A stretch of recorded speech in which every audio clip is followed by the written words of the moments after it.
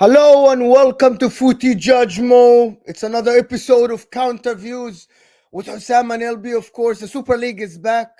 I don't think that affects anything that we talk about here on this channel or on LB's channel, on Husam's channel, because who cares about the Super League? To be honest, it's Juventus, Real Madrid, and Barcelona. They can go suck themselves. I don't care about them, to be honest. Even Bayern Munich said that they don't care. Manchester United about to tear Sancho's contract. I don't know how they're gonna do this, but they have to pay the guy. Again, Eric Ten Hag again with another hit.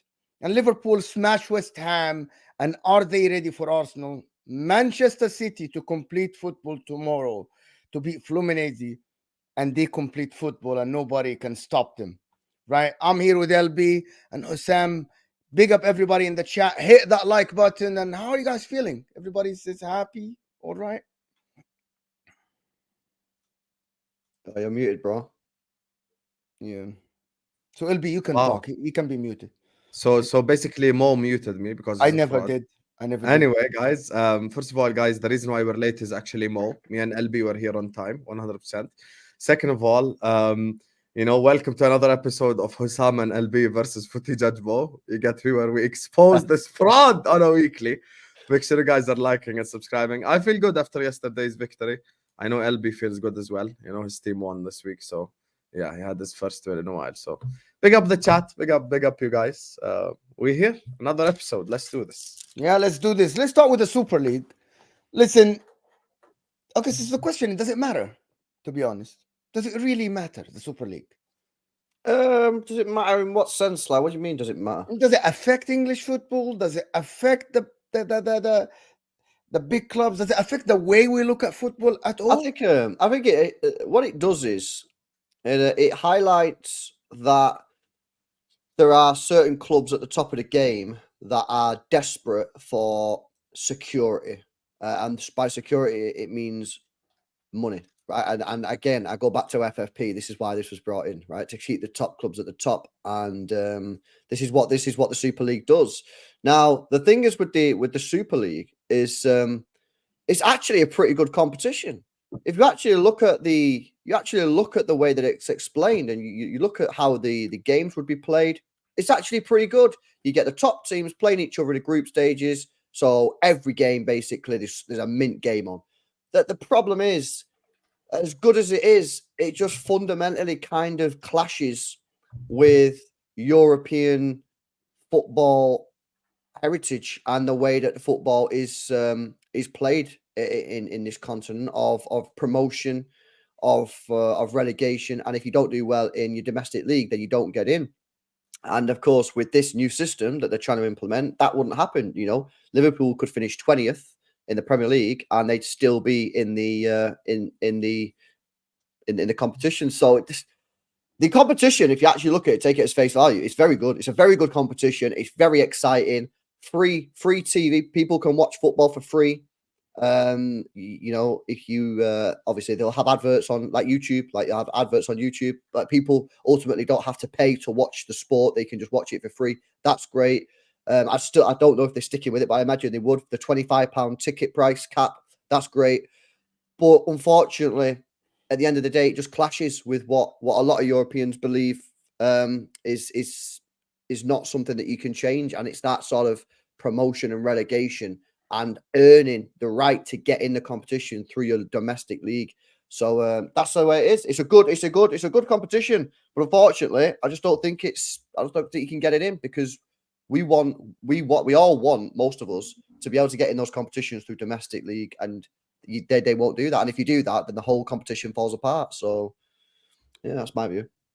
So they offered some kind of like a competition of 80 club promotion relegation stuff in that competition. They offered like new formats. Real Madrid and Barcelona, Juventus are desperate to make this happen. And I think it's all about the Premier League, though. It's all about the money in the Premier League and how the Premier League promoted their league to be the best in the world, the most watched in the world, the most expensive league in the world. The Premier League provides a better product than any other league, including the Champions League. That's it. At the end, everybody's jealous because the money is in the Premier League. That's it. Husam is like, do you think this will go through at all? Premier League said, the Premier League club said no. Bayern Munich said we're not included. Inter and AC Milan are staying aside. They said we aren't included. It's only Real Madrid, Barcelona, and Bayern Munich. Do you think it's going to go through for real? Here's the thing. I'm actually pro Super League. I'm not against it. I'll tell you why. The UEFA's new format is essentially a shitter version of the Super League. When you look at it for next year, it's going to be a group stage. It's going to be 2 extra games. It's going to be playoff mode from team 12 to team 18, I believe, or team 20 something. It's just essentially the UEFA's version of a Super League. So they done all that against the Super League. It came out and you know, we saw the Gary Neville passionate speech about the greeds and all that. And I still remember watching Liverpool versus Leeds away that season. It felt so weird because we were like against the club and everything, and they united us all against the idea and shit. But we need to realize UEFA are just as corrupt as these owners are. This is just the reality, you know. It's not like they're doing everything the clean way. What the clubs are basically saying, and to be fair to them, rightfully so, is UEFA is making all this money in the Champions League and we're not getting enough of the revenue shared. So what we're going to do is we're going to go separately and create our own thing, our own league with our own rules, which will make like the numbers that I saw are crazy, like 600, 700 million yearly, which is insane amounts of money. As LB said, you know, capping the ticket prices for the competition, talking about making it free all over the world. The idea in theory is 100% correct. Now, the only problem would be the people running the Super League are also the same owners, meaning Florentino Perez, John W. Henry, Sheikh Mansour, you know, all the owners around the world would be the ones that are running it. So, you know, you wouldn't, maybe in terms of like, how can I say, there might be a conflict of interest in terms of like what actually happens in the competition, you know, in terms of like, you know, because the owners are kind of the same people playing that competition. Now, what the Champions League done is now there's a heritage spot in which the fifth position and whichever, you know, qualifies through, and they made it via coefficient and stuff. So essentially, it's like their indirect way of saying it. But by the way, I don't necessarily disagree with the heritage clubs should be playing in the Champions League. I don't necessarily disagree with that. And by the way, this season has been a live proof of it. You know, all you have to do is just look at Newcastle, look at the clubs who qualified this season, go like, whoa, like, you know. If Liverpool were here, they'd be one of the favorites. If etc. was here, they'd be a lot better. If etc. was here, would be a lot better. Blah blah blah. So these are the things. So I don't know, man. Like I'm not fully against it. I'm just like, because in theory, it's actually a very good idea in theory. However, how it will be implemented is where I have a problem. Like, okay, will they implement it fairly? Will they actually implement it well? Because you look at next season's UEFA Champions League. Is that not what the original proposed Super League idea was anyway? Like, you know, this many teams, playoffs, stuff like that. Depends, like, because this one has the like you have to do well in your league. The problem with the Super League, which is the last thing I don't want to talk about the Super League for a while, is that the problem with the Super League is what LB said, is that you are going by the name, not by what you do in your league. Like you just big name, you're guaranteed a spot, which is a problem because we all know that clubs go up and down. Look at Nottingham Forest, look at a lot of Leeds United who were in the semi-final just 20 years ago in the Champions League. So that defeats the whole idea of going up and down. But anyway, I don't think the Super League is going to go through. I think it's going to be a failure. I don't think it's going to happen at all. So, and I don't think actually this whole propaganda is just propaganda to press and to put pressure on the UEFA body, and that's it, in my opinion. I don't think it's going to happen. Listen, people, hit that like button for us. Let's get Jadon Sancho out of the way. They want to terminate his contract. Yeah. I don't know on what basis. Like, I tried to read as many articles yesterday, and they didn't say what is the basis of terminating someone's contract. They said if we can't find a club for the guy, we'll terminate his contract just to please Ten Hag. What happened with Ronaldo is going to happen again. You'll have to pay a compensation. I think this is the wrong move. You cannot just terminate someone's contract. You'll have to have a legal base unless they're going to pay the guy. How do you guys see this relation between Sancho and Ten Hag? And should the club do this and terminate and also there is now a rumor that Varane might be loaned to Real Madrid. Is everyone that Ten Hag doesn't like will leave the club? That's it. Well, this is the thing, bro. You know what I mean? You can't do this. You can't do this, bro. You can't just be terminating players' contracts. You know what I mean? This is why Ten Hag needs to be seriously questioned. How many players is he going to fall out with? Do you know what I mean? And this is going to now cost the football club. This is going to cost the football. If they terminate his contract, they got to pay him off. So this is costing the football clubs. You got to weigh up you got to weigh it up. You know, is Ten Hag that much in the right that you're willing to terminate the guy's contract, pay him off? You know, I don't believe that. I don't believe that Ten Hag is in the right as much as people make out. Do I think that Sancho's been perfect? No. Do I think that he might have turned up late for some training sessions? Yes. But I also think that he has the right to be aggrieved because the guy refused to drop Anthony when he should have been dropped because he has a favourites. So I think Sancho's playing a blinder here. You know, in terms of a business point of view and a personal point of view, people say, oh, he should just apologise and go play football. You don't need to apologise. He doesn't need to apologise. What are you talking about? He needs to apologise. He's going to leave in January. So he's had 3 or 4 months sat on a beach somewhere, party with his mates, and then in January he's going to get a move. Do you know what I mean? You don't need to apologise. If you don't want to go back to play for 10 hours, you apologise if he's still going to move. And even if he does apologise, he's still not probably going to play for Ten Hag anyway. So at the end of the day, Ten Hag handled this really, really badly. And by the way, this comes from someone who said it. I thought he handled the Ronaldo situation to a decent standard. You know, I thought it was a tricky situation, but I thought he handled that all right. This Sancho thing, he's got it completely wrong, man. You got it completely wrong. He should never have spoken the way he's spoken about Sancho in that interview. He clearly doesn't know his players. Right, because if anybody knows Jadon Sancho, is certainly a player that you don't say that kind of stuff to. Yeah, obviously he went on strike when he was at City. I was obviously like he's not the easiest person to manage, so he shouldn't have done that in the first place. And now United are going to have to pay the price because they're going to have to sell him on the cheap, or they're going to have to terminate his contract. This is on Ten Hag. And if I was the CEO of Manchester United, I'd be like, bro, you're costing us cash. What are you done? Can I ask you something? So why is this different? I'm just playing devil's advocate here.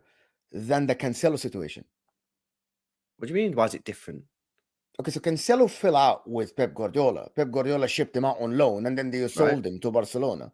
So why is that different, though? We've loaned him.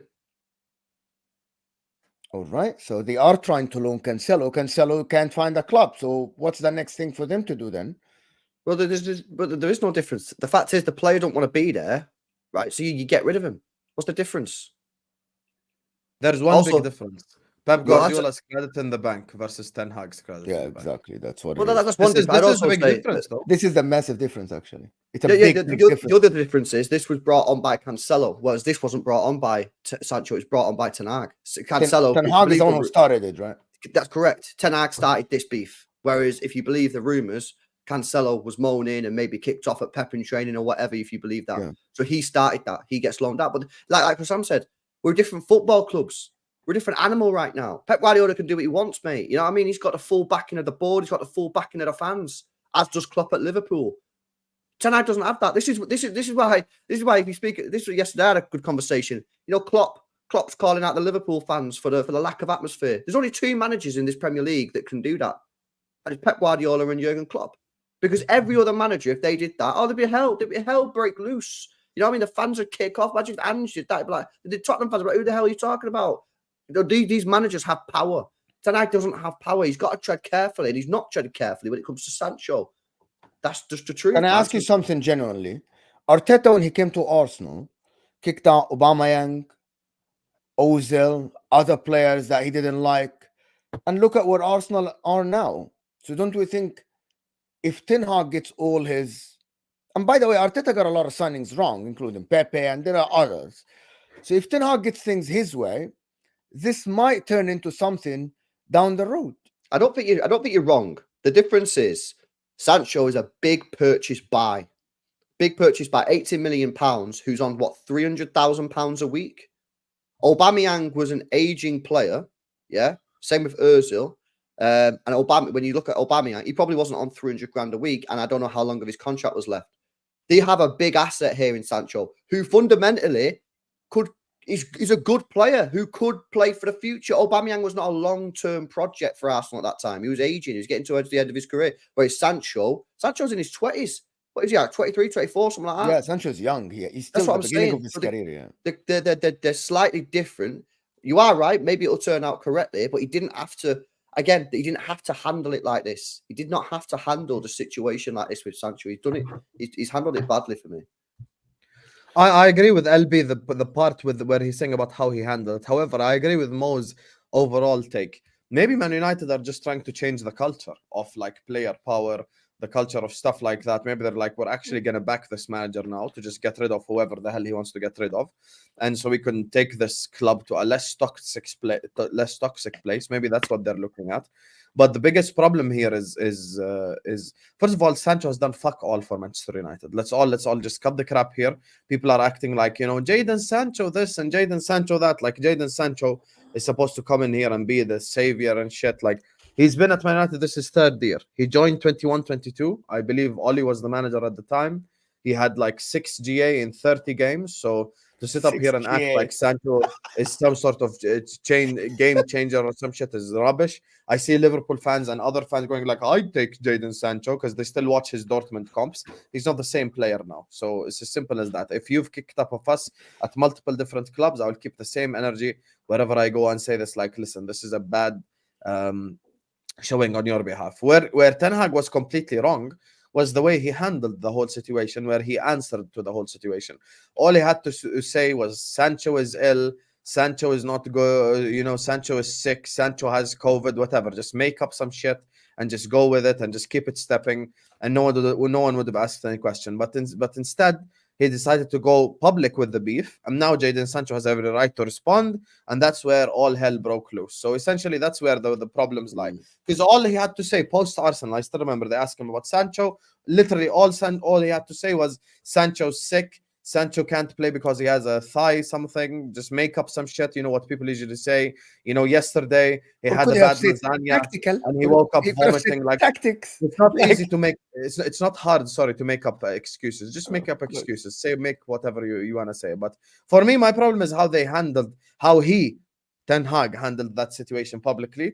However, if a player is let down multiple managers, kicked up a fuss in multiple places, and hasn't performed to a said level, and is also turning up late to training, and they want to change the toxic environment, then by all means, sell him. The only problem is his price tag. That's 72 million down the drain right there. Who the hell is going to pay even half of that? Who's going to pay right now 35 million for Sancho? Even that would be considered as a risk. Let's keep it real. Not even a risk, Husam. It's the fact that why pay? This guy's not playing. You have all United are not in a strong position here because you could go to Manchester United and say, right, we'll give you 20 million for Sancho, and they'll go no, and then you go, all right, no problem. Keep paying these 250 grand a week wages then when he don't play for you. And at some point, Man United are in this awkward situation of like, shit, like what's it worth us just paying him the 300k a week versus selling him for a ridiculously cheap price? You know what I mean? Because I've seen that Leipzig are potentially interested in him. Maybe Dortmund want to go back for him.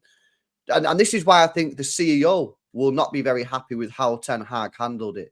Because whilst Sammy's right, clearing it out for toxicity and that is correct, the CEO is probably looking at this now saying, if you would have kept your mouth shut, we could have probably sold him in January for like 50, 60 million. Got no chance now. No chance. It's the same with City with Cancelo, by the way. Yeah, I mean, it's slightly different because we didn't really do anything wrong. This was on Cancelo. But it's the same with Cancelo. I mean, we can't sit there and say 50 million Cancelo because everyone will just be like, no, because we know Pep Guardiola's not going to play him again. We'll just take him on loan for free. So you kind of get yourself in an awkward situation, and this is why I don't think Ten Hag has handled it well. No, but you know what it is? You know why the credit in the bank part also matters. If Ten Hag came in and won Man United the Premier League, I promise you, no one would be saying anything right now. If Manchester United are top of the league right now, let's talk about current form. Okay. So current form, let's assume, for the sake of argument, we're currently in 21st December. Man United are top of the league. They're flying, you know, and they're like 10 points ahead of Arsenal. No one would care that Ten Hag's done this to Sancho. They'd be like, yeah, get rid, because there's something for us to back. There's something for us to get behind. You won us the Carabao Cup last season, and now we're here. We're top of the league. We're fighting for the league. So, of course, we back your ideas. We back your ideals. We back what you're trying to do. But the fact that Man United are playing so poorly is what now makes this whole thing even worse for him. So had Man United been in a much better... Let's say Man United were in Arsenal's position. 1 point ahead of Liverpool. They're top of the league. They're fighting for the league right now. Their 2 losses have come off of VR controversy, stuff like that. Then everyone will be like, yeah, whatever. I'm just, I'm backing Ten Hag regardless. But the problem is, half of the Man United fan base is Ten Hag out. So because half the fan base are Ten Hag out, they're just waiting on any excuse to go like, fuck this guy. So yeah, that's basically what it is. And he has not enough credit in the bank. A Carabao Cup is not enough credit in the bank to just last him a lifetime, like people think. He has nothing in the bank. But anyway, I think Man United are still in a dire place, terrible situation. I don't think, looking at the football, it's not looking good. Like, people are like, yeah, we drew against Liverpool. Okay, but you defended well, which is, well, Sheffield United sometimes defend well. So what's the difference?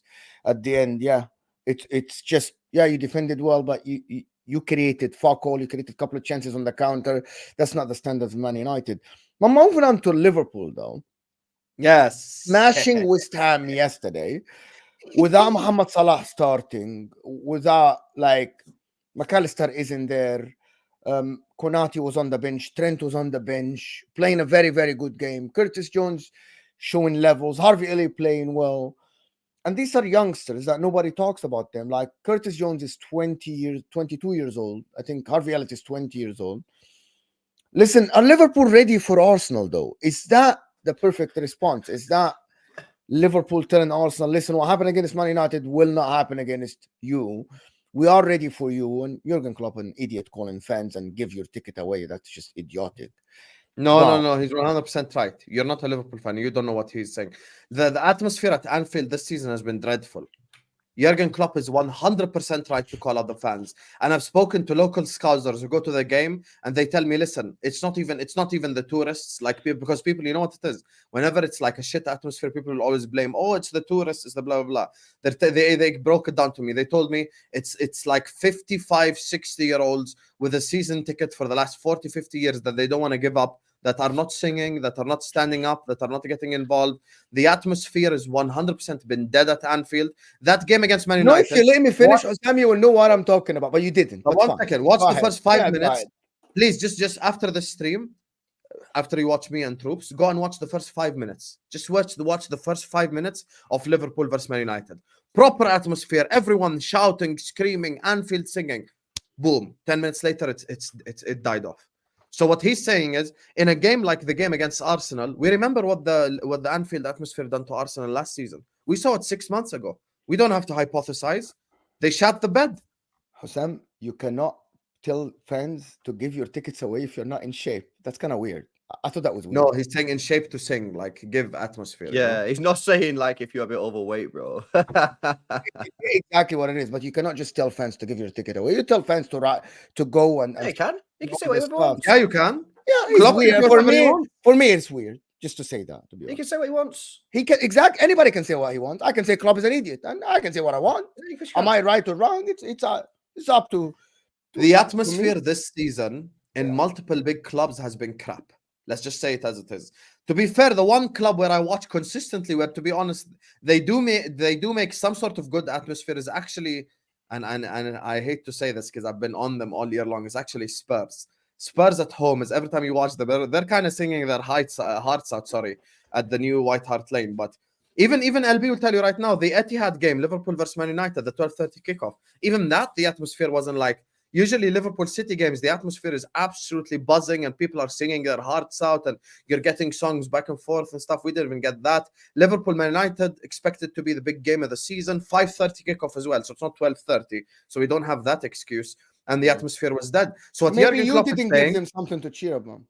Liverpool. No, but that's not how it works. Game. Sometimes you have to cheer the team on. And there are so many people like myself, foreigners, who would love to go to Anfield right now and shout their lungs out from minute 0 to minute 90.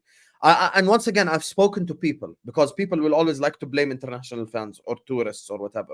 I've spoken to people and they tell me it's usually these old guys who are 50, 60, 70 years old who refuse to give away their cup tickets, or who they refuse to give away their season tickets, or not singing, or not getting involved. I've spoken to younger people, who go to Anfield, and they told me, listen, we try to create an atmosphere. We try to start songs and people around us start looking at us like we're crazy and stuff. So look, what Jurgen Klopp is saying is, 6 months ago, Arsenal came to Anfield. They dominated us. They were 2-0 up.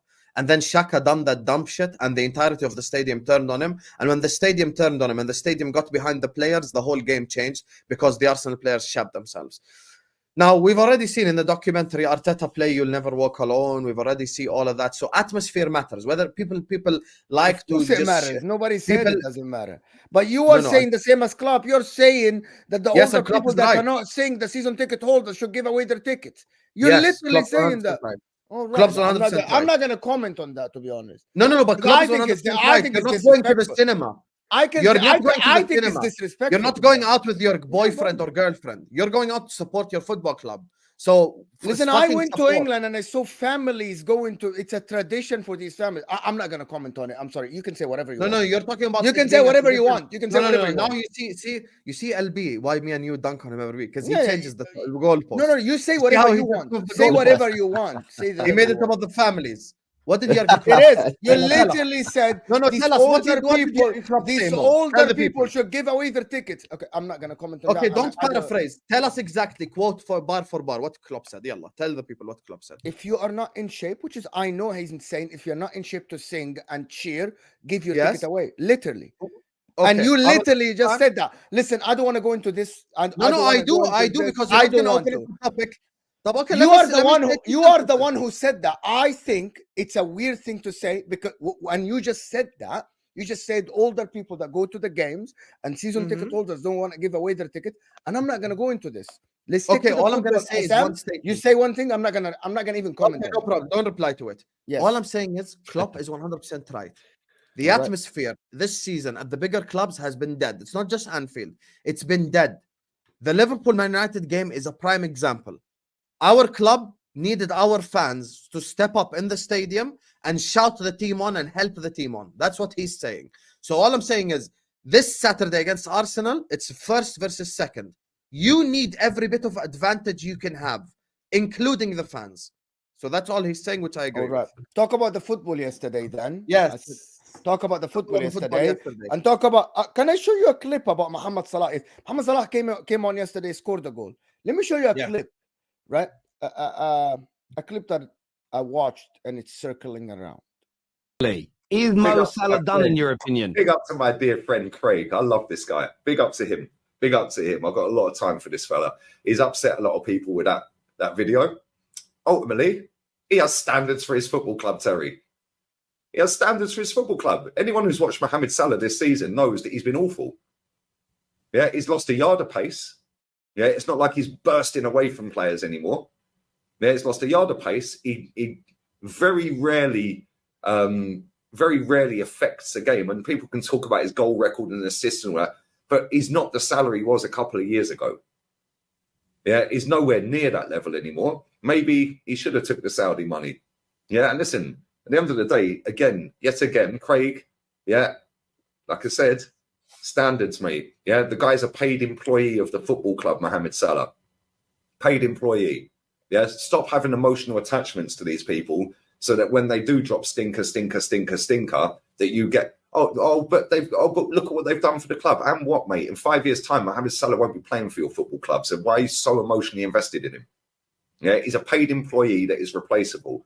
Yeah, and ultimately, as we've seen with Steve Cooper getting sacked, yeah, look at what you're doing for me lately, baby.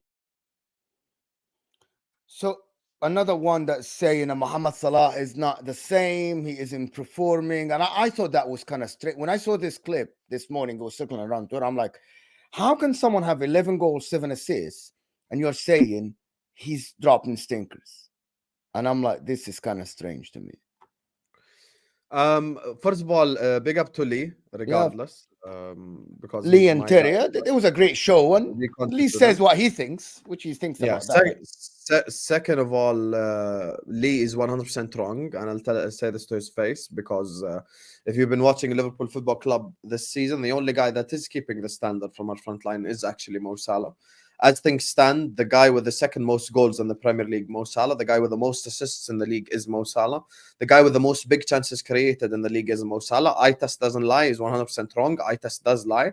Because the eye test will tell you Hatem Ben Arfa is the best player we've ever seen in Premier League history. The eye test will tell you Adel Tarabt is one of the best ever midfielders we've seen play the football. He's the championship Zidane, if you would like. So the eye test does lie. Consistency does not lie. Delivering on a consistent level with a change of system, with a change of roles, with a change of style does not lie. So this season, as things stand, Mo has 11 goals in the Premier League, 7 assists, the most and the second most. You watch Liverpool Football Club this season.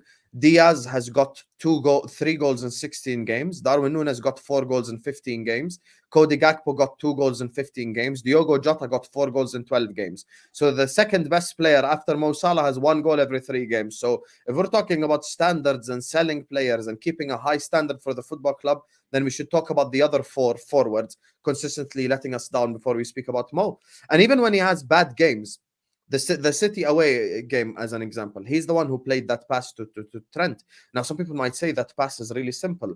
Yeah, okay, but my problem is the other 4 are not even doing the simple stuff correctly. They're not even doing the simple stuff properly.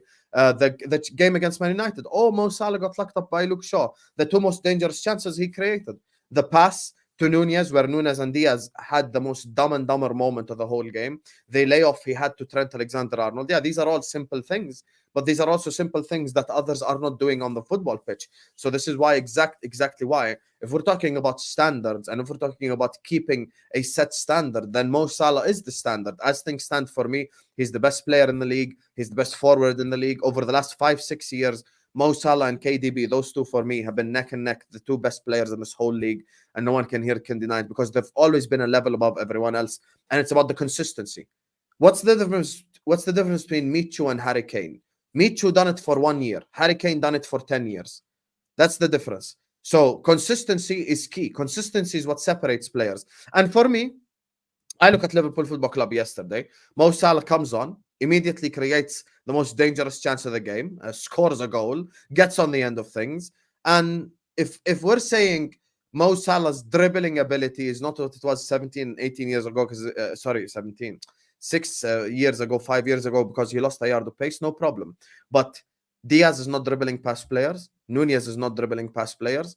Gakpo is not dribbling past players. Jota is not dribbling past players. But at least what Mo is giving me is elite chance creation, creating unbelievable chances for his teammates, and he's putting the ball in the back of the net. So for me, 100% completely disagree with Lee Gunner. He's 100% wrong. Mo Salah still is the best forward in this league, and he's proven that consistency is king. And listen, I understand why from Lee Gunner's perspective and from Rivals' perspective, they do want Salah to go to Saudi, because they know without him we'd be in 10th place right now, so they just want to get rid of us. Before Not we gonna talk about the game and LB, because I know LB did a watch along for the West Ham and Liverpool, so I want to get his opinion as well. LB has something that he wants to say. Yeah, I want you to speak on the open miss, the open net miss, bro. What's happening here?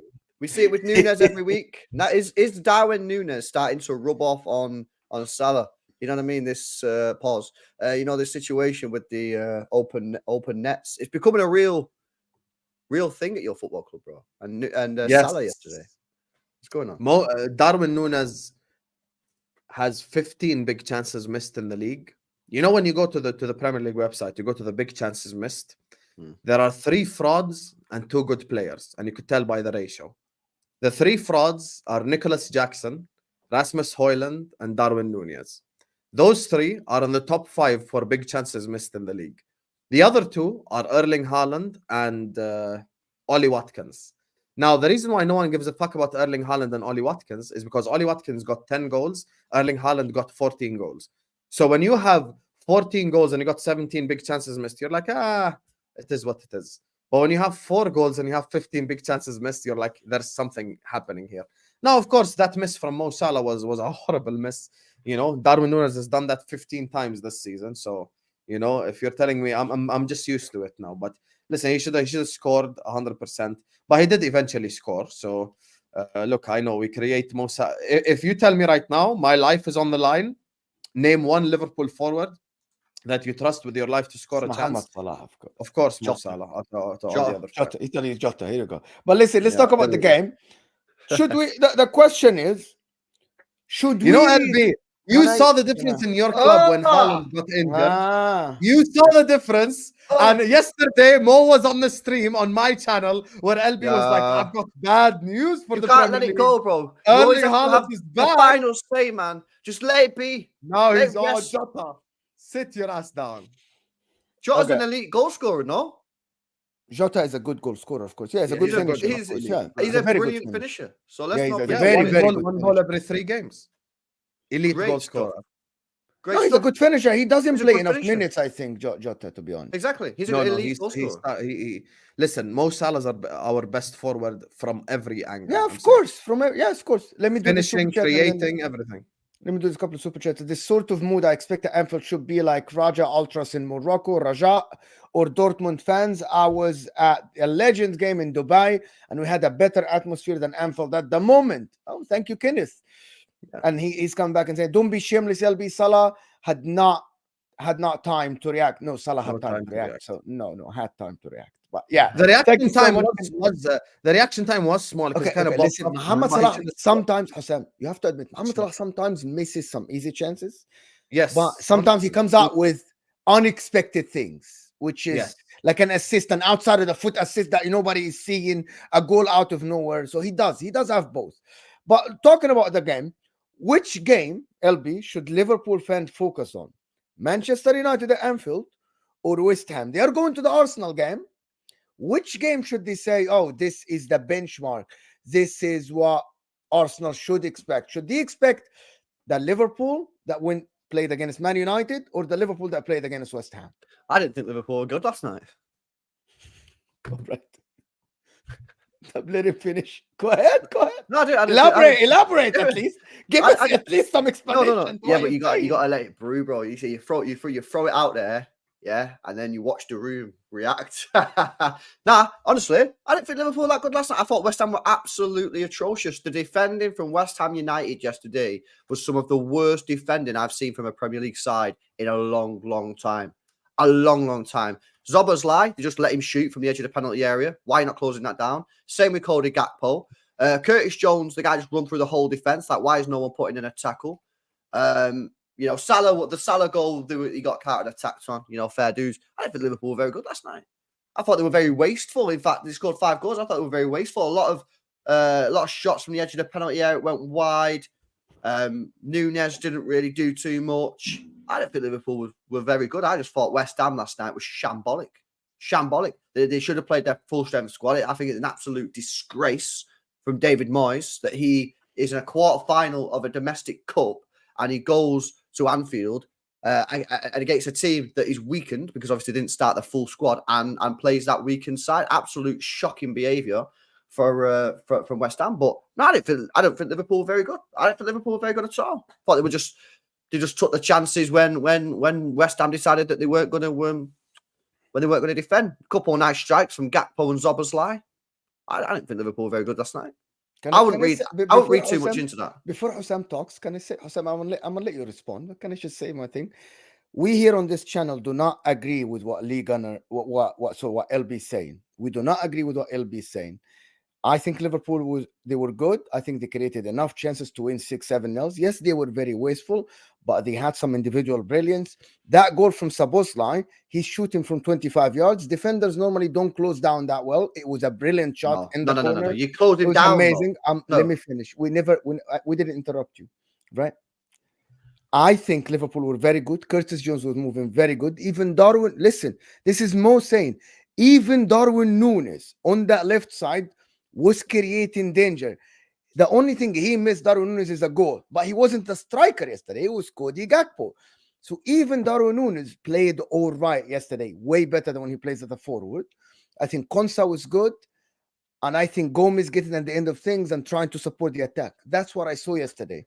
Whatever LB saw is his opinion, and I respect LB. I know LB. I know you know football very, very well. I respect your opinion. I just disagree with it. Okay, that's fine. But let me rebuttal on that then. Okay. This isn't. I'm not saying this because I hate Liverpool. I'm not saying this because I don't like Liverpool. I'm saying this because I hold Liverpool to high standards. Yeah, and Husam is enough. No. We're not talking about results. They won't be playing West Ham when they play Arsenal. This is the difference. This isn't score. Scorelines don't dictate how the next game is going to go. Performances do.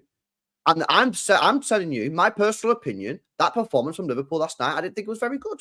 Just my opinion. I don't think it was very good. I respect you. I think they were just clinical in the end. Yeah, they got the five chances, 5 goals, and it was more down to West Ham being shambolic in a defensive position than it was due to Liverpool. And that's because I hold Liverpool to high standards. I don't think that was a good performance last night. And I think if Liverpool fans come on here saying that was a great performance last night, then you're forgetting some of the top performances that Liverpool have put in over recent years. That wasn't a great performance. It was an average performance from Liverpool. We have one here. He can talk for Liverpool. Well, of course, Husam is going to say it was a great performance. Of course, he's going to say it was, but it wasn't Husam. Was that a great performance, or was it more due to the fact that West Ham were absolutely shocking? West Ham managed 2 shots in the whole game and only had 33% possession. They were embarrassing. You know, first of all, Liverpool fans listening to this right now, LB, here you go. If you would like, I would like to transfer this to you. I don't like that. First of all, Liverpool fans listening to this is absolutely beautiful. We're back. We're back, baby. Let's go. All our performances now are being shat on. It means we're back. We're no longer crap like last season. We made it out.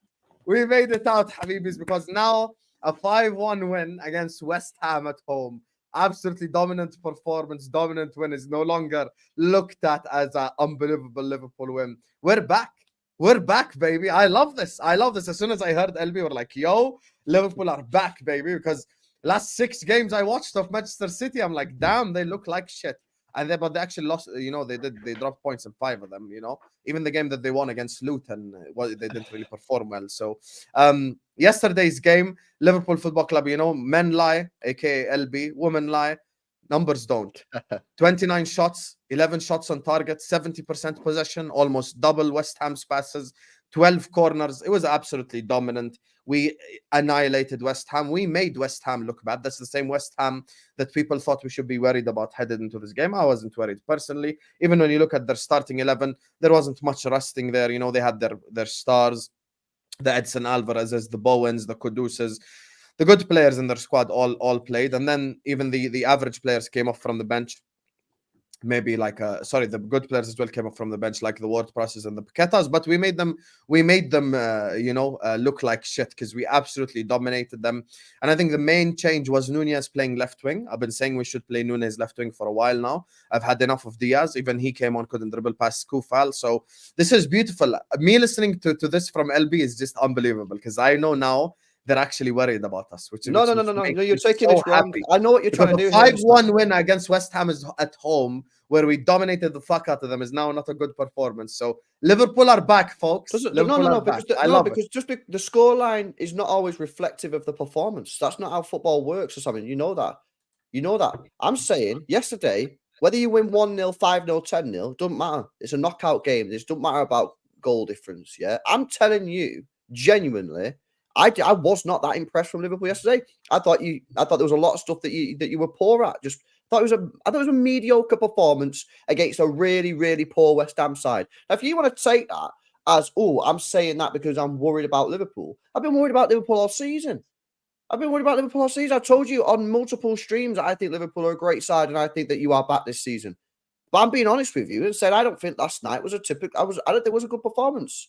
I thought West Ham was poor. Now, what we're going to see against Arsenal, yeah? Now, this is the question. Can I not say that about all your opponents? Be honest. LB. What do you mean? What do you mean? So if I go through the City results this season, so if I just go through Manchester City, who are supposed to be the gold standard for the league this season, let's just go through their matches, their results. So your wins. So from now on, all I have to say was Orawa Reds were poor, Red Star Belgrade were poor, Luton Town were poor, Leipzig were poor, Young Boys were poor, Bournemouth were poor, Man United were poor, Brighton were poor. Yes, you can say that if you want. No, but that's just not logical because you have to look at what Manchester City did to make those teams look like exactly. No, but that's what I did yesterday. When I say this, and Liverpool made West Ham look like shit. No, I don't think so. I just think West Ham made themselves look shit with the way they played. That's the situation. How did they play? They played in a low block. But they didn't close down Zoboslai. They didn't close down Gakpo. Curtis Jones Mo gave you a logical response to that.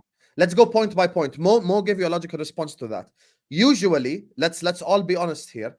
When a midfielder is trying to attempt a shot from 30 yards, it's not like they close them down. Like they just leave it. They usually just stand. So you're telling me you let Zoboslai? We've all seen Zoboslai shoot this year from outside the box. You're telling me if you was an opposition manager, you wouldn't be telling him to close him down? No, you would be telling him to close them down, but that was about 30 yards out. No, bro. He should have closed him down. The Gakpo one should have been closed down. LB, you're right. Okay, LB, you're right. am right. They should Thank you. have. Okay, hold on. They should have. But logically, teams that play low blocks, one of the ways that the opposition can reach the goal is shooting from 30 yards or crossing from the sides, which is what Liverpool did because West Ham had 2 blocks in front of each other. So Szoboszlai found the space, took the shot right away in 30 yards, brilliant shot, scored the goal. It was a brilliant shot. It wasn't a brilliant shot. I'm saying West Ham should but have you're trying to blame West Ham for not closing a guy that should have been 30 yards. It's not even like on top of the 18. You literally, instead of praising Szoboszlai, you chose. I praised him. This is the thing that you guys just want to ignore all the good stuff I've said. I said the goals are great. You know what I mean? There's Curtis Jones' brilliant goal. You know, so the shots from edge of the. But I'm saying West Ham start your monologue with Liverpool. Good. But the Curtis Jones goal, forget the Curtis Jones goal where he dribbled past the players. Look at the second Curtis Jones ball. West Ham, the second goal. LB, you know ball, man. Come on. The second goal, Curtis Jones gets it wide left in midfield, which is his position on the football pitch. West Ham are playing in a low block. Curtis Jones then plays it to Darwin Núñez at the wing position. Darwin Núñez then plays an unbelievable pass, which is something we don't usually say, but we have to give him credit. Darwin Núñez then plays an unbelievable pass to Curtis Jones, who carries on his run into the penalty box and finishes it with his weak foot. This got nothing to do with the West Ham being like shit. I don't know what you want me to say, Matt. I've said already this. I've said, no, Liverpool were not arse. Liverpool were not shocking yesterday. I didn't say that. I just said I just felt it was a mid-level performance, a mediocre performance. And if you're holding that performance yesterday as the standards of Liverpool Football Club, then your standards are low. That's all I'm saying. So the question is, Husam, let me ask you. Okay, go ahead. Husam, go ahead. Yeah, for me, watching that game, West Ham created nothing. The only goal they scored was really off of Kwanzaa not having enough pace to deal with Bowen, which is a problem we don't usually have because Konate is playing in there. So Konate would have dealt with Bowen. And besides the 5 goals we scored, we created minimum, I'd say, 5 clear-cut goal-scoring opportunities other than that against a low block. The Gakpo header in the first half, the Mo Salah miss that you're talking about, the Salah pass to Elliott in the second half was one of the big chances created. The Núñez pass to Diaz where he got into a dangerous position, couldn't do nothing with it. So I could name you 4, 5, 6 extra moments where Liverpool could have scored goals as well. So in terms of a performance-wise, we beat a low block. We created big chances and they created nothing. So we did what we have to do. So LB, so what you're saying, because my first question was, should Liverpool fans look at this game as an assessment for the next game against Arsenal and be encouraged, or should they still look at the Man United game?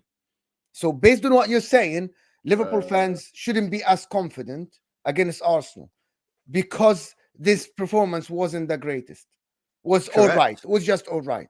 I wouldn't. If I was a Liverpool fan, I wouldn't be taking any real sort of major confidence from yesterday, nor the Man United game ahead of this game against Arsenal. No, I wouldn't. So you still think? So you think Arsenal have a chance of getting something at Anfield? Of course they have a chance. Arsenal are a solid team. Of course Arsenal have a chance of going there and getting a result. But it's Anfield. It's a difficult place to go. If I was a Liverpool fan, I would be looking at the last 2 games, Man United and West Ham United, as the sort of main confidence factor of Liverpool getting a result over Arsenal. I'd look at the fact that Arsenal are serial bottle job merchants, and it's at Anfield. And Arsenal gets praise for no reason. Man? You know, the curveball. I wasn't expecting that. Yeah, I know you ain't laughing, man. That's just the truth, isn't it? You know what I mean? No, if I was a Liverpool fan, I wouldn't be looking at the last 2 games as the main reason why I think Liverpool could get a result. I'd be backing my team because usually at Anfield in the big games, Liverpool get results. I'll be looking at West Ham yesterday or Man United. But from an Arsenal point of view, Arsenal are a good team. Yes, they are serial bottle job merchants. We all know that. But they've got Declan Rice. I think that's going to help them. And I think that Arsenal could get a result at Liverpool. Of course they could. I think the game's going to be super tight. I think it's going to be a super close game. I don't know which way it's going to go. Because at the moment, if I'm backing either side on 11v11, I'd probably go Arsenal. But it's Anfield. And Anfield is a difficult place to play football in these games. So that's what I would say. If Liverpool can't looking at that performance yesterday and saying, yeah, we do that again, you know what I mean, we're going to beat Arsenal, I don't think it was good enough. They need to pick up the game. And I say this again, out of respect of what I've seen from Liverpool over the years. I'm not saying it out of a dig, you know what I mean? I just genuinely think that Liverpool can be much, much better than they were yesterday. Now you can look at that and go, "Oh, LB, you're not giving us any No, credit." but Or the you can look opponent at is it. more difficult as well. So the whole game would be different. Like Yeah, West yeah, Ham but are it's- not Arsenal. This is No, where I know, everything I know. changes. Yeah, No, of this is course, where of it course. changes. Of Yeah, course. Yeah, this is where listen, let me do everything this changes. couple of super chats and then we'll move. I don't want to see Liverpool stop shooting near post right at the keeper when there is a player on the 6-yard line ready for an easy tap in. I'm not sure what to make of that super chat, but Nate, I think he's indirectly referring to Raya there because Raya has a mistake in him basically. Oh yeah, okay. Yeah, Ryan has a mistake. Has been keeping clean sheets lately. AMT saying, is the Carbo Cup really worth it? I'm gonna let Husam answer that. When the winner gets a measly 100k pounds, maybe for a non-league team, is it worth it? You need to understand something, AMT, Yeah.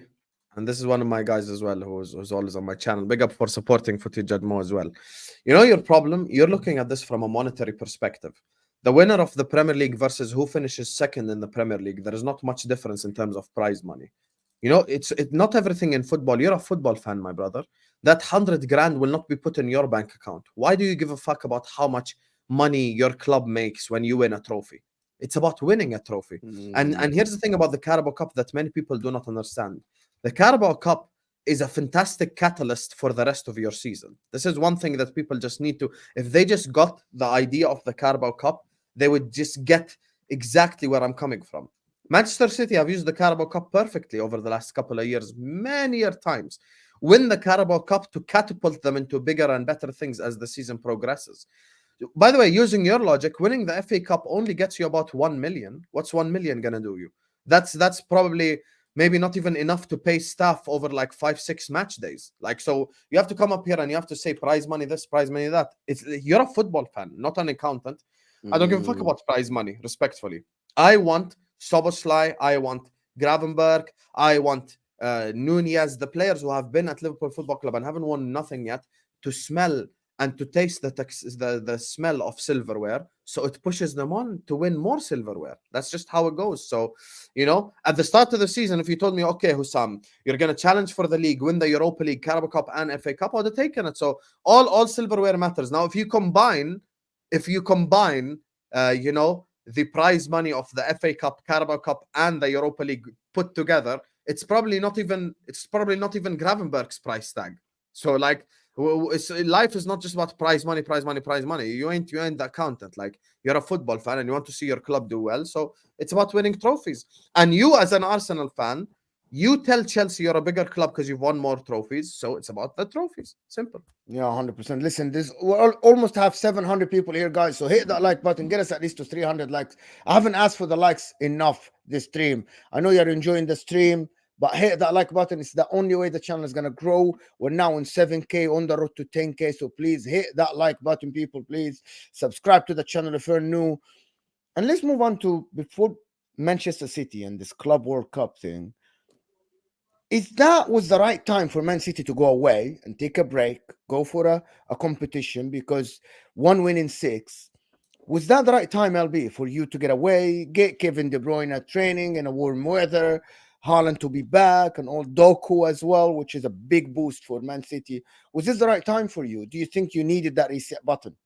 Yeah, bro. I think it would have been even better if you would have beat Palace. You know what I mean? Because you could have gone to the Saudi with a win and hopefully win the trophy, and then you're full of spirits. That draw really kind of killed any sort of hope of like a major comeback. But yeah, we needed a break, man. We needed something to reset us, and reset the mind, and refocus our football club. And sometimes losses can do that. Yeah, all of us sport teams, we've all seen it where we were in a bit of a weird form, and then you get a bad loss or a bad result, and then you come back and you smash it. But that wasn't happening for us. So yeah, I think going to Saudi, warm weather training, I think it's going to do us, hopefully, the world of good, man. And obviously, Kevin De Bruyne's back in training. I don't know when he's going to be risked. You know what I mean? Because ideally, you kind of want him playing at Everton, but are you going to risk him that soon? I doubt you're going to risk him that soon, but that's going to be a tough game, man. That's going to be a tough game. So yeah, listen, I think it's a good thing for us. I think go win it. Go give us that confidence boost, man. What if you don't win the trophy? Pain. Serious pain, serious questions have to be asked about the players. You know, how did we lose the game? You know, is it another mistake? Is it another defensive error? Is it effort levels? I don't know, man. Like, listen, I think we should win the game tomorrow. I watched Fluminense the other day, and I don't They think aren't great. They aren't no, great. they're not a particularly great side, but they've got experience. That's the difference. They have serious experience, and I think their players will go into that game knowing that they're the underdogs, but they've got the experience. You know, the Felipe Melos, the Marcelos, the Gansos, these players, you know, they're not idiots. So, yeah, we should win a game, but, you know, you're playing against experienced players. But if we win it, lift a trophy, World Cup winners, you know, hopefully we can come back and start winning some football matches, man, because we need to. You know, because I keep saying, yeah, we won one game in 5, one Premier League football match in 5, and the best that Liverpool and Arsenal could get is 5 points ahead. That's shocking from them, really, if you think about it. But if we don't improve our form, then it doesn't matter because they will fly off. So hopefully a win tomorrow and then a draw on Saturday, Liverpool v Arsenal. We will be there, and then yeah, we are back. Yeah, I'm not sure what to make of Man City this season. I say the change team, the fans want to drop Diaz, they want to drop Walker, Matthias Nunes is not good enough. I'm actually, every time I'm looking at them, I keep changing my mind. But you have one factor that is different than anybody else, which is Pep Guardiola, in my opinion. If it's anybody that will find a solution, it's Pep Guardiola, in my opinion. But it's the first time, and I said that many times, that I see Man City fans looking for the January transfer window. Normally, Man City don't go for the January transfer window and the fans don't panic. But this season is different. You have the lowest point tally under Pep Guardiola at this stage of the season. You are not happy. A lot of fans aren't happy. I don't know about you. I know you're not happy about some of the players. Some of them are not happy with the transfer market. I think Walker, who got proven that, like I said, this season's been worse defensively. Now he's saying what I'm saying. So, like, for some reason, Diaz has not been performing. Rodri's being left isolated. Phil Foden now plays in the center as Pep Guardiola didn't know that Phil Foden needed to be in the center. I think Pep Guardiola, and I said that, is as well trying to find the right solution, but he isn't. Until this moment, he hasn't found the right solution for Man City. And it might require the January transfer window after you spending 200 million pounds. But it doesn't matter for Man City, the money, yes? But at the end, you sign players. You sign Doku, great signing. Gavardio, good signing. But is he enough? Is he the good replacement? Matthias Nunes and Kovacic. I'm not sure. You go for another 8. Gundogan, you let Gundogan go, which is a big, big deal. Every time I'm looking at Man City, I'm like, I can't make up what would Guardiola do different. Is it only Kevin De Bruyne coming back? Is it, like, I had someone tag me yesterday, MCC protocol from the viewers, and say, look, John Stones is back and we are in control. Is John Stones the only aspect there? But John Stones it's a combination of everything. Yeah, it's a combination of everything. So John Stones hardly played for us this season. Rodri's been suspended for 2 games. Kevin De Bruyne's played 20 minutes. Haaland missed a game. Yeah, Doku's injured. These players are all coming back now. You know, all these players are coming back, and now we believe that if you can keep them fit, we will be there. We will be there at the end of the season. But the fact is, yeah, some of our key players this year have not played. John Stones hardly played. Kevin De Bruyne not played. Rodri been suspended a bit. You know, you got to get John Stones, the maximum he played in one season, by the way, was 26 games. Yeah, but by the way, in any season in Man City. Yeah. But the way that we're currently playing at the moment, yeah, John Stones. You need him. Yeah, we need him. Yeah. We do need him. We do need him. He's the only player in our defense that can do what we need him to do, which is stepping into the midfield and give us that extra man. And we've not had him. I'm hearing too many excuses, LB. What do you mean excuses? I think you are excusing this current crop of players underperforming, to be honest with you, because it's not. Hello, camera, focus before I slap the shit out of you. Anyway, yeah, I think I'm talking to the camera, not you. So with Manchester City, I think you're excusing the players that are currently letting you down, because it's not about John Stones and it's not about the players who aren't there. It's about the players who are there. Kyle Walker, Ruben Diaz, me and you spoke about them before. Those two, I think, have been letting you down. I think Ake has been a bit scapegoated a little bit by your fan base. I don't think he's been that bad. I think Guardiola. Ake's not been scapegoated. No one's slagged Ake off. I've seen City fans slag Ake off, but I don't think Ake is someone who should be looking. I think Ake has been actually probably one of your better defenders this season. Guardiola ain't really stepped up to the plate like that, even though you'll say he hasn't been that bad. He hasn't stepped up. And look, The thing is, the game against Arsenal, I believe, the game against, there were a couple of games where you were like, Rodri wasn't there. Yeah, but against Crystal Palace, Rodri was there. Against Chelsea, Rodri was there. So, like, even with Rodri there, you're still not performing. So, this is the thing. Like, I'm just saying, the players that are currently there, I don't know if they'll just rise up when the other players are back. This is the problem here. No, I believe they will rise up. And I reckon that we are on the cusp, hopefully, of a Manchester City remontada situation.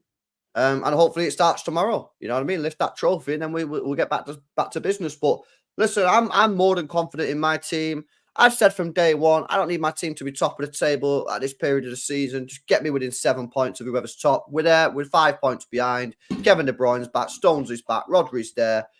I'm ready for it, man. I'm ready for it. And like Does I it said, not worry you that your tough away games are all second half of the season? No, I don't know. That's an L mentality, man. That's an L mentality. In football, Spurs man, away, Liverpool No, away, no, Newcastle no. away. No, because you can't have L mentality in football, man. Too many fans and too many clubs have L mentalities. If you want to win the Premier League, you got to go to these places and get results, man. I ain't looking at it going, oh, we got to go Anfield, we got to go Spurs, oh, we're in the mud. Yes, we don't have the best records there, but if you want to win the trophies, you got to go and show, go there and show the minerals, man.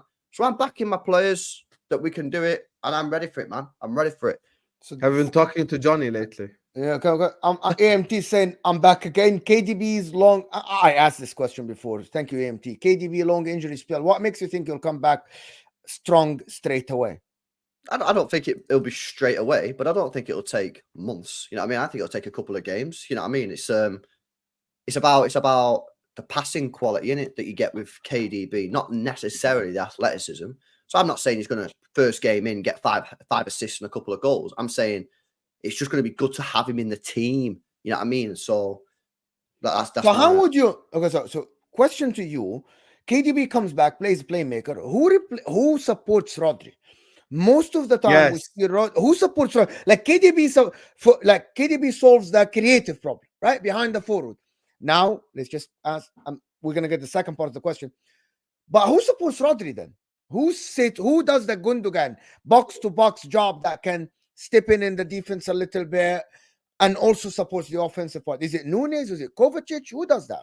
Dude, depends on the opposition. Listen, if I was the manager, yeah, and we was playing like a lower league team at the Etihad Stadium, I'd run Foden and KDB in there all day long, no problems.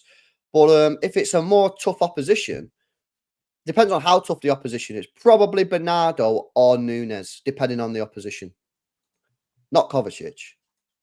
Isn't that the same thing? Like no support to Rodri. You're in the transition. There's not a lot of easy teams. Does that mean John also Stones Alvarez pushes goes to into the bench, there. by the way? John Stones can push into the midfield, and that's what we've not had this year. So does that mean Alvarez goes to the bench then? Yeah, Alvarez will drop to the bench, yeah. And Foden plays wing again. Foden can play. Yeah, Foden can play right wing. He can play left wing. He can rotate with Kevin De Bruyne because we're going to have to rotate Kevin De Bruyne. He can't play every single game. So we just move the players around. Doku can play left. Doku can play right. So we're moving again to Foden not being a fixed starter in the team. Well, you can't do that when you got Kevin De Bruyne. You got one of the best midfielders this league's ever seen in Kevin De Bruyne. You're going to have to play him. You can't just drop him. So unfortunately, yeah, that is the situation. But like I said, Mo, if it was me personally, I'd play them both. If it gets a lower league teams at home, I'd play both Kevin De Bruyne and Foden. If it was me, that's never going to both of them. Yeah, but when you say lower league teams, like there are teams, like okay, lower league teams. I agree with you at home, but let's say, I'm not even going to use tough teams as an example. Let's say West Ham away. Let's say Brighton away. Bournemouth away at the current form. No, not Bournemouth. For me, not. I wouldn't go that far. But like, let's say Brighton away, West Ham away. Spurs away. We already know Newcastle away. Stuff like that. That's when you would need that balance that Mo is talking about. Where will that balance come from? Nunes or Bernardo. Nunes or Bernardo. Okay, so basically, essentially, Alvarez. Would you rather play Alvarez right wing over Foden then? No chance. You wouldn't? No. You don't think Alvarez is a better support for Haaland? No. I'd play Foden or Doku on the right. I wouldn't be playing Alvarez right wing. I'd play Foden or Doku. Wouldn't that you risking losing Alvarez because he's not going to be happy sitting on the bench? Yes, but you can't just force him into the team because you risk losing him. That's no way to manage a football club. Hey, Julian, call me. I Call me, actually Julian. believe this. I don't believe this Alvarez played behind Haaland because Pep Guardiola was scared of letting him go. I just don't believe that.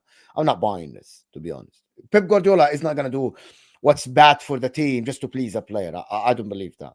I believe he saw that Alvarez was scoring goals and having assists behind Haaland. That's what I believe personally, because I don't believe Pep Guardiola is that kind of guy. I don't take him as that kind of guy.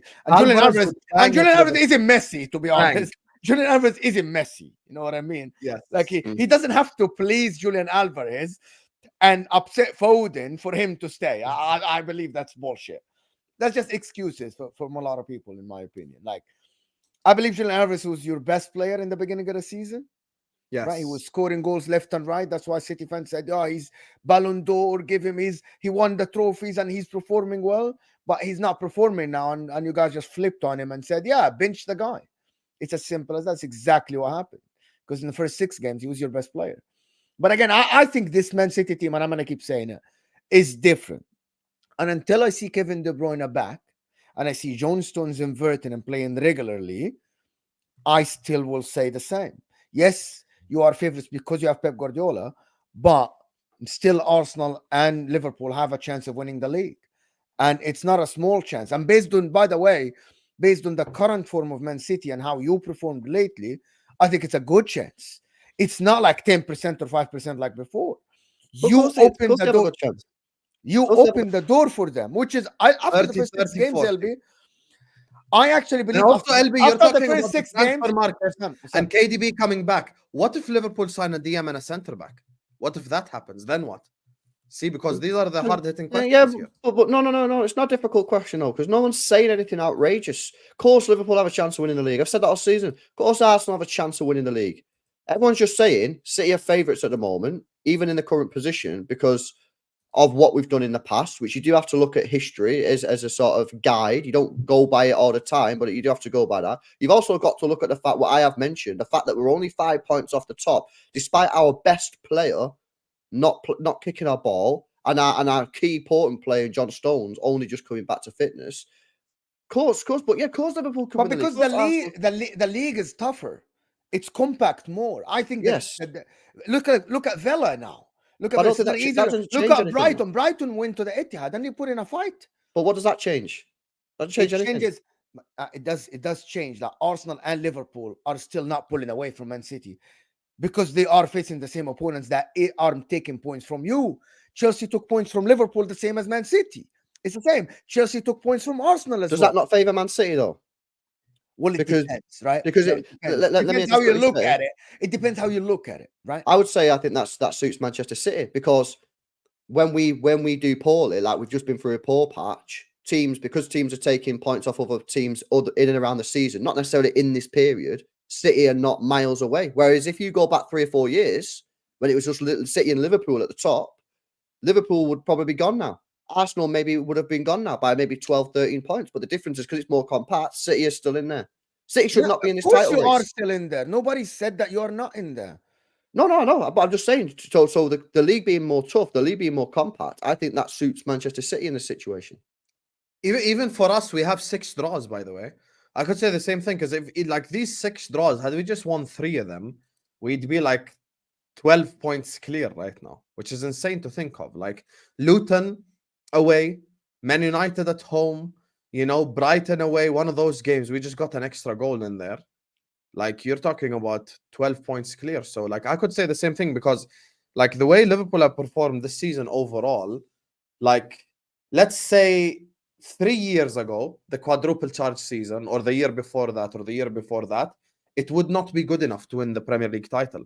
But I think this goes back to the conversation we had last time, LB and Mo, where we're saying, essentially, the level of the Premier League has just stepped up a little bit. Like, I'm talking about teams from 4th to 10th could beat anyone on their day.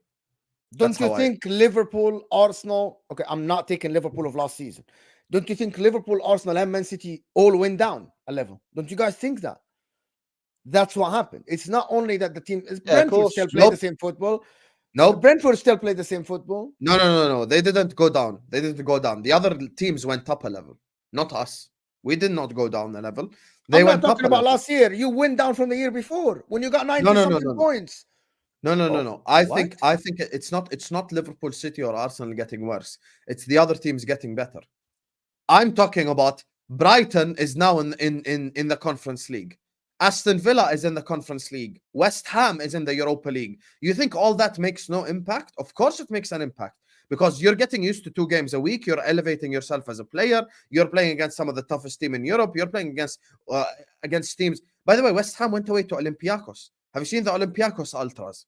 You see the shit that I'm talking about? This all elevates you as a player, and even your level of coolness and calmness on the pitch. You know, did you see what Crystal Palace just done to Man City? Did you see what Crystal Palace just done to Man City? 2-0 down. Yeah, but you're telling me that's all what on. I mean. Okay, I think one second. Let me land. But That's not all wrong. on City. That's not all on City. That's on Crystal Palace elevating their level too. We have to give them credit. Bro, Crystal Palace was shit the whole game. Man City created. Crystal Palace was shit the whole game. That's a bad example, Husam. That's actually Man the City best example. literally No, it's not. let the game away. Let me tell you why it's the best example. Let me tell you why Alright. it's the best example. 2-3 years ago, any team 2-0 down at the Etihad would have folded, would have went into their shell. City scored the 3rd and 4th. The fact that Crystal Palace hung in there and scored 2 goals towards the end shows me that these teams have elevated their level. Luton Town, who everyone has as one of the favorites to go down this season, has given every tough and this is the prime example. Luton Town gave Liverpool a tough game, City a tough game, Arsenal a tough game. They've given every single club that went away to Luton a tough game. You're telling me that the teams below us haven't gotten better? But I believe I believe I'm watching the games, and I believe Liverpool, Manchester City, and Arsenal. Based on last year, I think Arsenal are a step below last year. Do you think Arsenal are stronger than last year, Husam? Yes, because they're stronger defensively. Okay, LB, do you think Arsenal are stronger than last year? Defense wins titles, attack wins games. Okay, numbers don't lie. They were on 50 points after they aren't on course to do the same thing. They aren't numbers lie points given away. the context.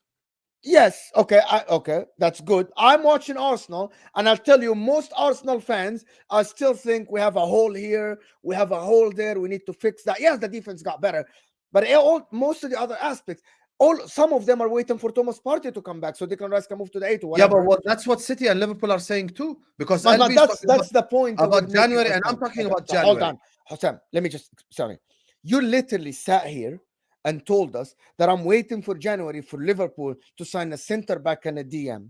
2 years ago, when you were on course of 90 points, and the year before, and blah blah blah, all this talk, right? When you got 90 points, I thought Liverpool, you were a perfect team with Manchester City. You guys would go to every game being favorites. You want to put it as the other teams went up. I think Liverpool went down, and I'm watching with my eyes. I don't know how you can. You think that Liverpool? Okay, so you think Liverpool didn't go down based on forget last season before. You think you are as good? I think I think. Okay, let me tell you. Maybe it goes both ways then. Maybe it goes both ways. Wolves, West Ham, Brighton, Aston Villa, clubs like that were at a 3 out of 10, 4 out of 10, 2 out of 10 level against Liverpool, against City, against clubs like that. Now this season, because they've elevated themselves and they've gotten better, they're now at a 6 out of 10 level. They're at a 7 out of 10 level. So even the energy that Liverpool or Manchester City or Arsenal need to exert to beat one of them teams is not like what's in the past. And also, if you notice, right now, if you name the top 20 managers in the world, other than the top 2, in the top 20, you could easily name 10 managers from the Premier League, which would make a massive impact on the overall conversation. So you're looking at a De Zerbi, you're looking at an Unai Emery, you're looking at a David Moyes with his experience. Some people might mock Moyes, but you're looking at him with his experience. You're looking at Gary O'Neill, what he did with Bournemouth and what he's doing this season with Wolverhampton Wanderers.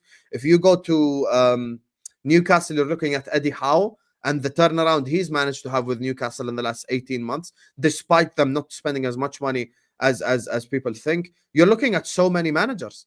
And all these managers are elevating their clubs and their own players. And they're getting to that level that we are talking about. So now, Aston Villa have European hopes. Brighton have we've European also got hopes. worse. We've also got Aston worse. Villa, okay, I get what you're saying.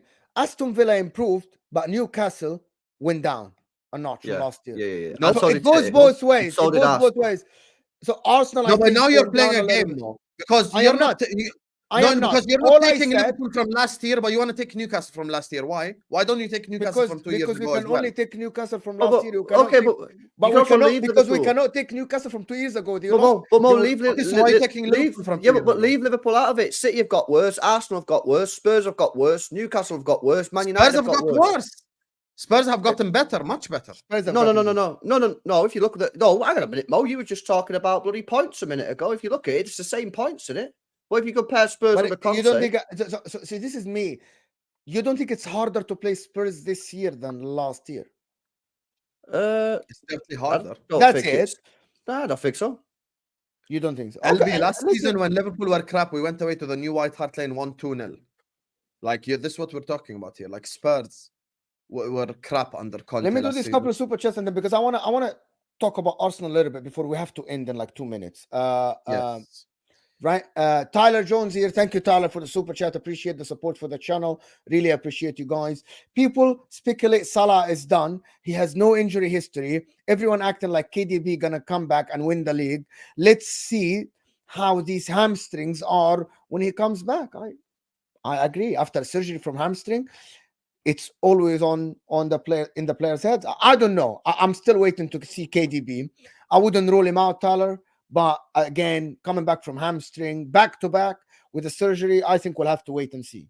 I think even LB said that, where we'll have to see. It's not going to be months, but it's going to be time for him to actually adapt and get back to form.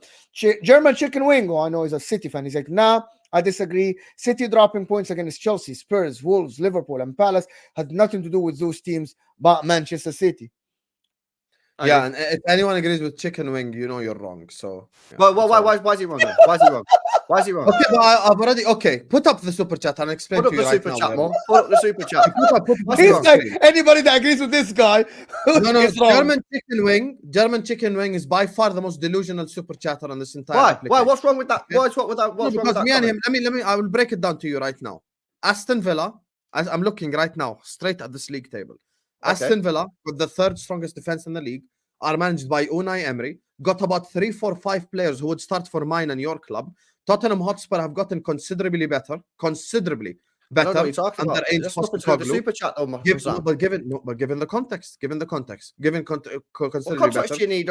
It's a super chat. It's quite simple. He said these games that City didn't win. This was nothing to do with the other teams other than Manchester City. That's all you need to answer. Okay, and I'm literally debunking it right now. Well, Chelsea. Okay, Right, go on. Chelsea played you. Why I'm talking about Aston Villa? Because Aston Villa beat you. What do you mean why? Because he's not put that in there. Yeah, not put but that in he's the a super fraud chat. regardless. So anyway, No, Chelsea. Everyone Yeah. was expecting you to smash Chelsea, me included. Okay. Chelsea Football Club went and played you at your game. Mauricio Pochettino pressed the fuck out of you. He took his players and said, I'm going to have the courage and the balls to play Manchester City in their own game. So Tottenham Hotspur done the same thing. Wolverhampton Wanderers did a typical smash and grab against you. Typical smash and grab that we've seen happen before. Crystal Palace were 2-0 down at the Etihad, and we're all saying it's all Manchester City's fault, but they were 2-0 down at the Etihad, in which clubs will usually crumble, and the clubs will usually fold. And what usually happens when you're 2-0 down at the Etihad is City score the third, City score the fourth, and you go home and it's game, set, and match. But Crystal Palace said, no, fuck this, we're going to go for it. You know who said that? Roy Hodgson. Given his substitutions, he brought on Eze, he brought on what's his name? He brought on Ahmad, the other guy who came on left wing and changed the game for Crystal Palace. Ahmada, that's his name, I swear. So he came on and he changed the game for Crystal Palace because even Crystal Palace's substitutions were positive. Hence my point. These teams have gotten better. Even let's say Manchester City were at a 10 and they became at a 9. Arsenal were at a 9, they became at an 8. The other clubs have went from 5s and 6s to 7s and 8s. No, Chicken Wing, you're right. It's taking I us agree with longer Chicken to Wing. beat them. I completely agree with Chicken Wing super chat. Completely agree. That's how I know you're wrong. Can you tell me why Husam is wrong? Put the super chat up, please, and I'll tell you why. All right, go ahead.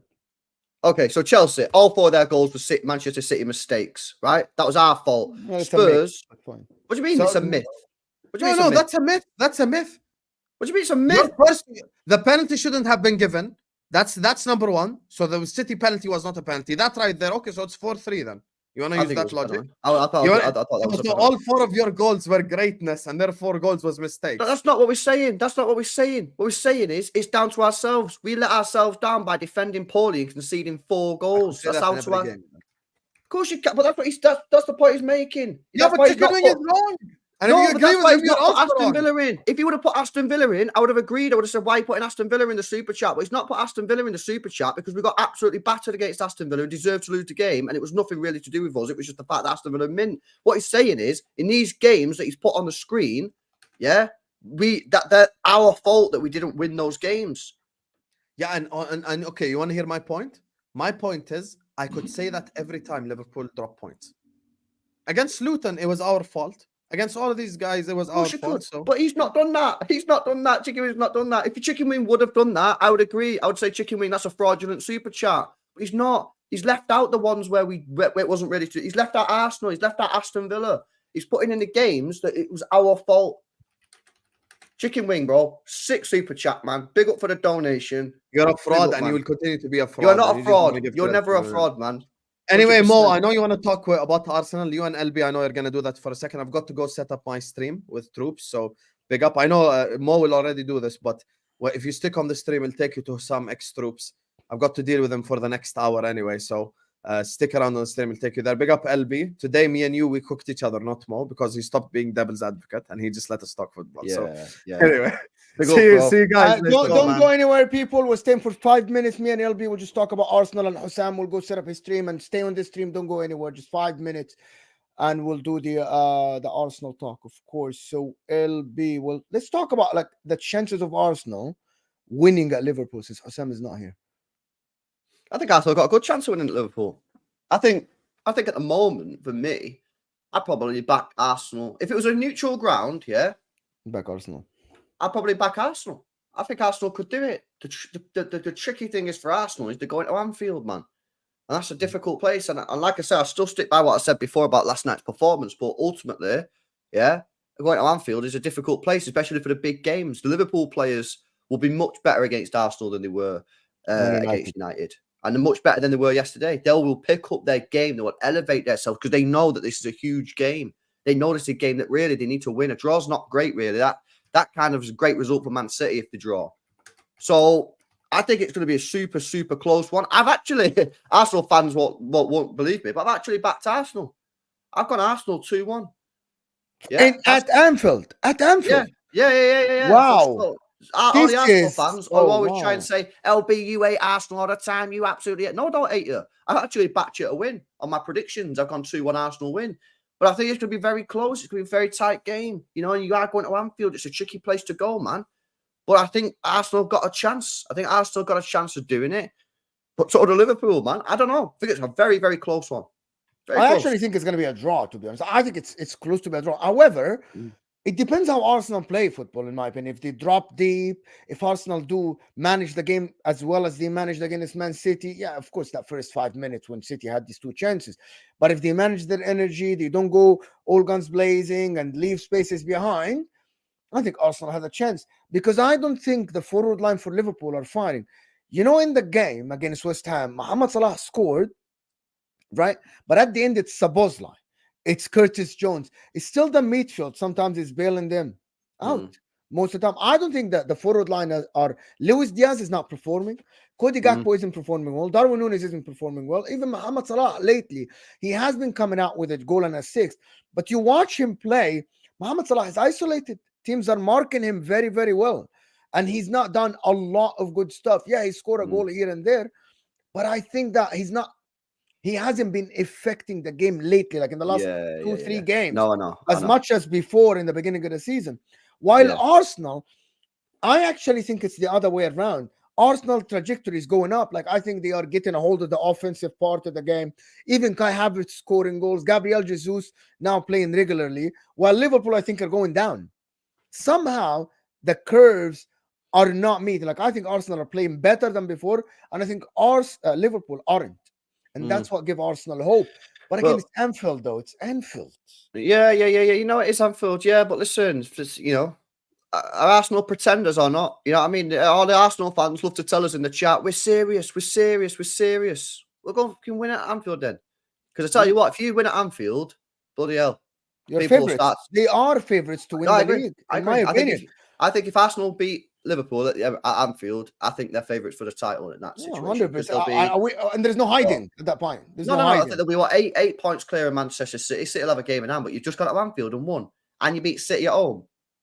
Yeah, I think if Arsenal don't go on and win it from that position, they bottled it, man. Because you can't go and win at Anfield and beat Manchester City at home and then not go and win the league. It's on them to win. So yeah. So see, this is the thing with the striker says, LB, you never win at Anfield and you're serious. No. You're missing the point.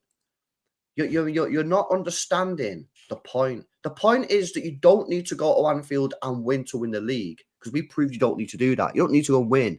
The point is, nobody believes, or very few people believe that Arsenal have what it takes to go and win the league. Because last year they bottled it and they bottled the top 4 before. They're serial bottle jobs. What the point of the conversation is that you're not understanding is if Arsenal go to Anfield and win, I think you then, and combined with the fact that they beat City early on in the season, you then have to start seriously suggesting that maybe they are developing that mentality. Maybe they are developing a W mentality up there. Maybe they're no longer bottle jobs.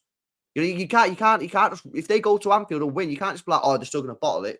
If they beat Liverpool at Anfield, I can't come on a show after that game and say, oh, they'll bottle it. That's shameless, man. I can say I don't think they'll drop too many points, but that's a shameless comment, because I don't think I could say that if they beat Manchester City and go to Anfield. Any team that beats Liverpool at Anfield, man, that they have something special about them. That's the point. If they go there and get another draw or get beat, it's just the same old. What's the difference to last year? No, if they get a draw, it's a good thing. No, it's a good thing. It's a good thing. Come on. No, I'm not saying it's not a good thing. Close. If you go and get Anfield and get a draw, it's a good point. But what I'm saying is, it doesn't eliminate the fact what people are saying is that the people don't believe Arsenal can go to the end of the season without bottling it. And that's the prize is not the 3 points for Arsenal. The 3 points is almost irrelevant to them. What it will do for those players, the manager, the fan base, and the club as a whole to go to Anfield and win, that is worth more than the 3 points.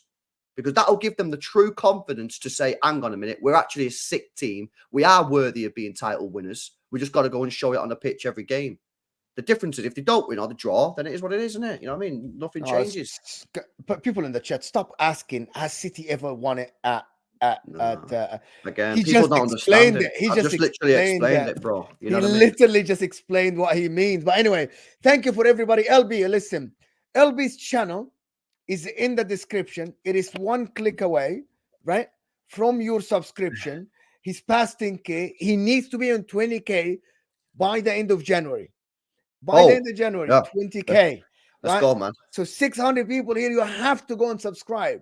He needs to get at least from this stream 200, 300 subscribers. It's simple, right? You click, you go, and you give him a subscription. And stay on this stream. Don't go anywhere. It will take you to This Is Football, where Husam battled it with troops for the Liverpool and Arsenal game. I'm going to go and watch that.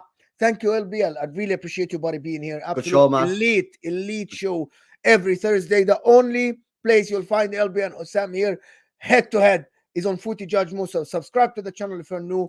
Hit that like button. Let's get to 400 likes before you go. And LB, thank you so much. Thank you, Husam, for being here as well. And we'll see you guys soon. And we are out of here.